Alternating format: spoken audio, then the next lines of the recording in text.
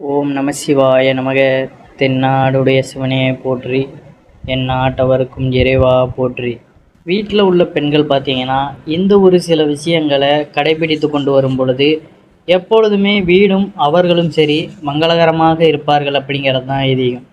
அதனால் இந்த ஒரு விஷயங்களை பார்த்தீங்கன்னா பெண்கள் தவறாமல் தினந்தோறுமே அவர்களுடைய வாழ்க்கையில் இந்த உன்னத நிலையை அவர்கள் அடைவதற்கு இவ்வாறான ஆன்மீகம் சார்ந்த விஷயங்களும் நம்மளுடைய முன்னோர்கள் வழி கூறிப்போன விஷயங்களும் நமக்கு உதவிகரமாக இருக்கும். பெண்கள் என்றாலே பார்த்திங்கன்னா அவர்களுக்கென்று ஒரு தனி சிறப்பு உண்டு. ஒரு குடும்பத்தை மகிழ்ச்சியாக வழிநடத்த ஒரு பெண்ணால் மட்டுமே முடியும். ஒரு வீட்டில் பாரம்பரியமானது அந்த வீட்டில் பெண்ணின் பழக்க வழக்கத்தை வைத்து தான் கூறப்படுகிறது. பெண்கள் இல்லாமல் ஒரு வீடானது பார்த்திங்கன்னா முழுமையடையாது. நம் முன்னோர்கள் அனைத்தும் முக்கியமான பொறுப்புகளையுமே குடும்பத் தலைவியான பெண்கள் இடத்தில்தான் ஒப்படைப்பார்கள். ஆக மொத்தத்தில் நாம் வீட்டின் நடமாடும் மகாலட்சுமியாகவே போற்றப்படுகிறார்கள் பெண்கள் தான். இப்படி பல சிறப்புகளை கொண்ட ஒரு பெண்ணானவள் வீட்டில் எப்படி இருக்க வேண்டும் என்று சில வரைமுறைகள் உள்ளது.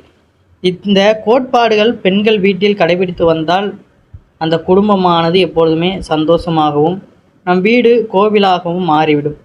பெண்கள் காலையில் எழுந்தவுடன் சுறுசுறுப்பாக இருக்க வேண்டும். அவர்களின் வாயிலிருந்து பேசப்படும் வார்த்தைகளும் பார்த்திங்கன்னா மங்களகரமாக இருக்க வேண்டும். எதிர்மறை சொற்களை பேசவே கூடாது. பெண்கள் காலையில் பேசும் பேச்சு மற்றவர்களுக்கு புத்துணர்ச்சி ஊட்டும் வகையில் அமைய வேண்டும். அதிகாலையில் எழுந்து பார்த்திங்கன்னா முடிந்தளவு குளித்து முடித்து விட்டு காலையிலேயே விளக்கேற்றி இறைவனை வழிபட்டு விட்டு பேச்சும் வார்த்தை பார்த்திங்கன்னா மங்களகரமாக இருக்கும் பொழுது இதன் மூலம் வீட்டில் உள்ள நேர்மறை ஆற்றலானது அதிகரிக்கும். காலையில் ஆரம்பம் நன்றாக இருந்தால்தான் அந்த நாள் முழுவதும் பார்த்திங்கன்னா மகிழ்ச்சியாகவே முடியும். நம்ம காலையில் எழுந்தவுடன் குளித்து முடித்து விட்டு நல்ல ஆடை அணிந்து கொள்ள வேண்டும். இந்த காலகட்டத்தில் பார்த்திங்கன்னா காலையில் குளிப்பது அப்படிங்கிறதே நிறைய பேருக்கு முடியாத காரியம்தான். முடிந்த அளவுக்கு குளிக்க முயற்சி செய்யணும். முடியாதவர்கள் பார்த்திங்கன்னா கை கால்களையாவது கழுவிவிட்டு அதற்கப்புறம் பூஜை அறையில் வந்து பார்த்திங்கன்னா விளக்கேற்றி வழிபாடு செய்துவிட்டு அதற்கப்புறம் சமையல் அறைக்கு போய் இதர வேலைகளை ஆரம்பிக்கலாம். சமையல் செய்வதற்கு முன்பாக எப்பொழுதுமே கூறுவது, அந்த இடத்துல பார்த்திங்கன்னா அக்னி பகவானை கொஞ்ச நேரம் மனதார நம்ம பிரார்த்தனை பண்ணணும். நம்ம செய்கின்ற சமையலாக இருக்கட்டும், இல்லை நம்மளுடைய குடும்பத்தில் உள்ள அவர்களுடைய உடல்நிலை எப்பொழுதுமே ஆரோக்கியமாக இருக்கணும். சாப்பாடு நல்லபடியாக அவர்களுக்கு போகணும், ஆகாரம் நல்லபடியாக இருக்கணும், உடல்நிலைக்கு எதுவும் ஆகிடக்கூடாது அப்படிங்கிற மாதிரியெல்லாம் நம்ம அந்த பிரார்த்தனைகளை நம்ம செய்வது இன்னும் சிறப்பாக இருக்கும். எவ்வளோக்கு எவ்வளோ நம்ம ஒவ்வொரு விஷயத்துலேயுமே அக்கறை கொடுத்து பண்ணும் பொழுது அந்த சமையல்லையுமே நம்ம முழு கவனத்துடன் இருப்போம். அதனால் காலையில் முதல் விஷயம் இவ்வாறான விஷயத்தை நம்ம கடைபிடிப்பது.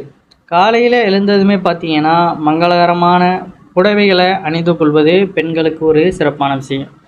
இரவு தூங்கும் பொழுது நம்ம வேறு ஆடைகளை அணிந்து கொள்ளலாம். ஆனால் காலையில் பார்த்திங்கன்னா எப்பொழுதுமே புடவையில் இருப்பது தான் மிகவும் நல்லது.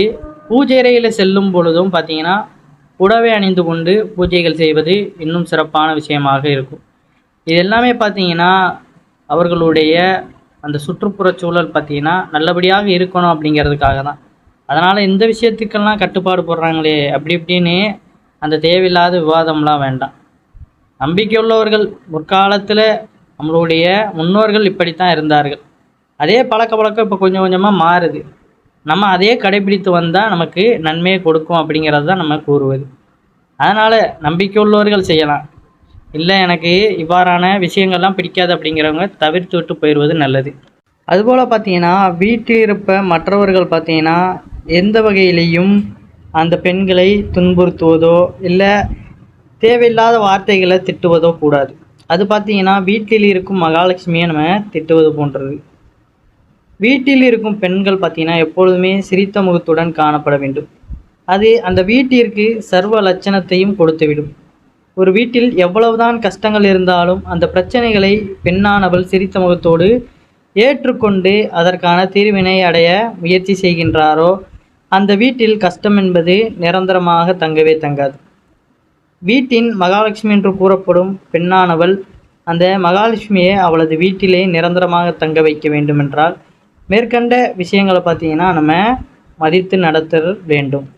அதாவது நெற்றியில் எப்பொழுதுமே பார்த்தீங்கன்னா குங்குமம் பொட்டு ஏதாவது ஒன்று வைத்திருக்க வேண்டும்.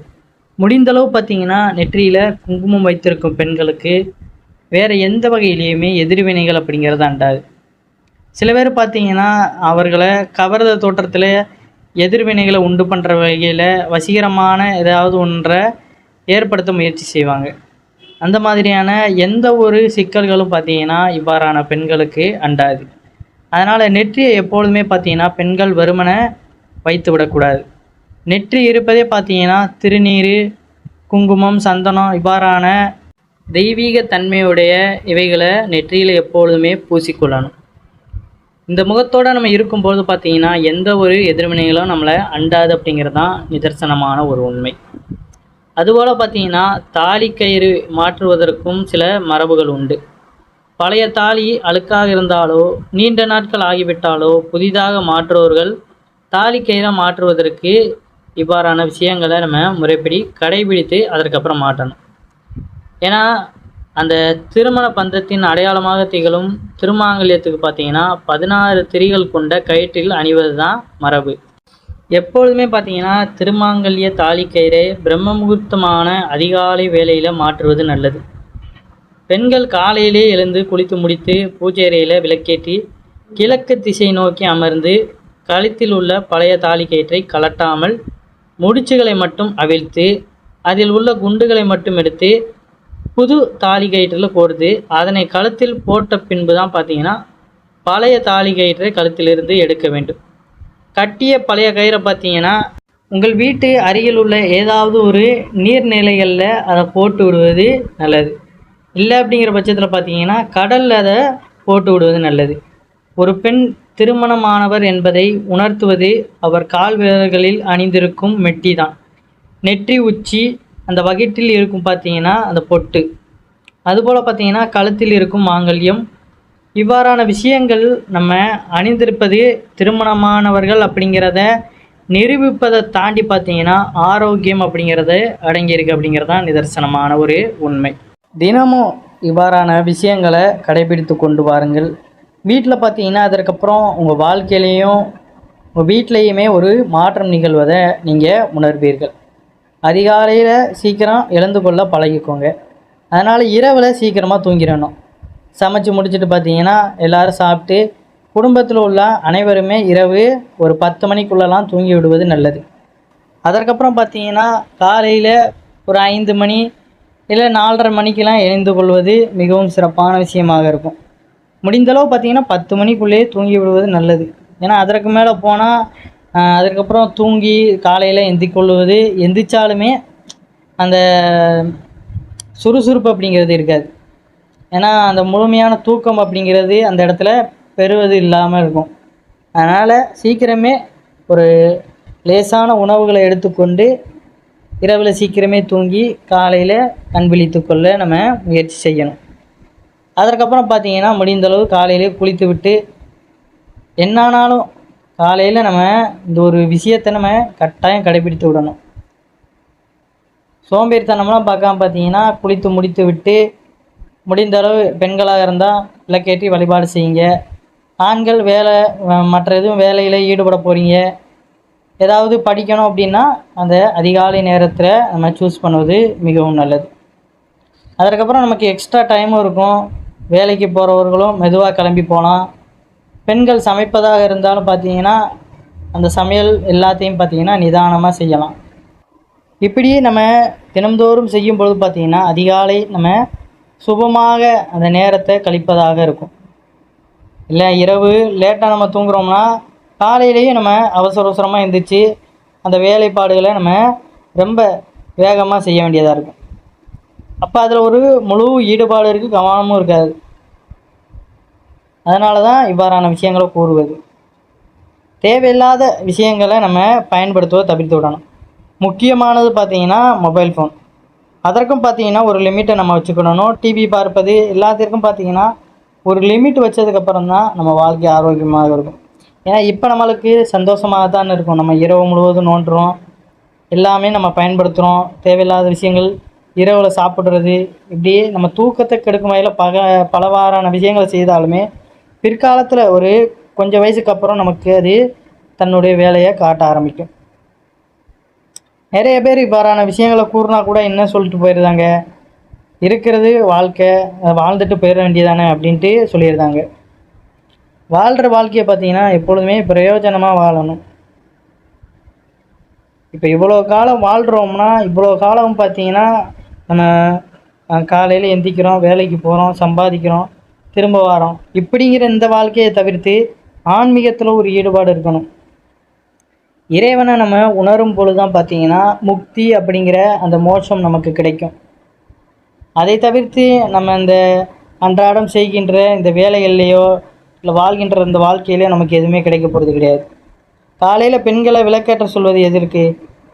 அந்த ஆன்மீகத்தன்மை அப்படிங்கிறது அவர்களுக்குள்ள ஒரு அதிகரிப்பை உண்டு பண்ணும் அப்படிங்கிறது தான். அதே போல் தான் ஆண்கள் பார்த்தீங்கன்னா நல்ல நல்ல விஷயங்களை கற்றுக்கொள்வது, பெண்கள் போலவே ஆன்மீகத்தில் ஒரு ஈடுபாடோடு இருக்கணும். ஆலயங்களுக்கு செல்வது, இல்லைனா அவர்களுமே வீட்டில் இவ்வாறான நல்ல விஷயங்கள் பூஜை செய்வது, இதெல்லாம் ஈடுபாடு செய்வது. எல்லாமே இது செய்யும் பொழுது பார்த்திங்கன்னா மனதும் உடலும் சுத்தமாக இருக்கணும். சும்மா அந்த நேரத்தில் மட்டும் நம்ம சுத்தத்தை கடைபிடித்துட்டு அதற்கப்புறம் ஏனோ தானோ அப்படின்னு இருக்கக்கூடாது.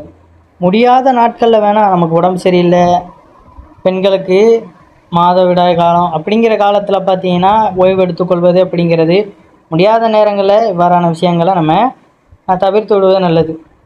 ஆனால் தினந்தோறும் பார்த்திங்கன்னா அதே சோம்பேறித்தனத்தோடு நம்ம இருந்தோம்னா வாழ்க்கையும் நமக்கு அவ்வாறு தான் இருக்கும். அதனால் முடிந்தளவு பார்த்திங்கன்னா ஒவ்வொரு விஷயத்துலையுமே முழு ஈடுபாடு கொடுத்து செய்யுங்க. பெண்கள் எப்பொழுதுமே மங்களகரமான ஆடைகளை அணிந்து கொண்டு மங்களகரமான பேச்சுக்களை பேசி வீட்டில் தினமுமே விளக்கேற்றுங்க, காலையும் மாலையும். அது நல்ல ஒரு மோட்சத்தை நமக்கு கொடுக்கக்கூடியதாக இருக்கும். நம்ம செய்கின்ற வேலைகள் வீட்டில் வர்றவங்களுக்கும் பார்த்திங்கன்னா நல்ல ஒரு வைப்ரேஷனை கொடுக்கும். வாரந்தோறும் சாம்பிராணி புகை போடுங்க, வீடை நல்லா சுத்தம் பண்ணுங்கள், பூஜை அறையை சுத்தம் பண்ணுங்கள். சமையல் அறையில் எப்பொழுதுமே பார்த்திங்கன்னா இரவு சமைச்ச சாப்பாட்டிலேருந்து கொஞ்சம் ஒரு கிண்ணத்தில் போட்டு தண்ணீர் ஊற்றி வைங்க. எல்லா விஷயத்துலேயுமே ஒரு அக்கறை கொண்டு இதை கடைபிடித்து பாருங்கள். வாழ்க்கையில் ஒரு மாற்றம் நிகழ்வதை நீங்களே கண்கூடாக உணரலாம். மேலும் ஏதாவது ஒரு விஷயத்தில் உங்களுக்கு கேள்வி இருந்தாலும் கேளுங்க, அதற்கான பதிலை நான் கமெண்டில் கொடுக்குறேன். அனைவரும் என்றும் இறையருள் பெற்று நலமுடன் வாழ வேண்டும். நன்றி, வணக்கம். ஓம் நம சிவாய நமக.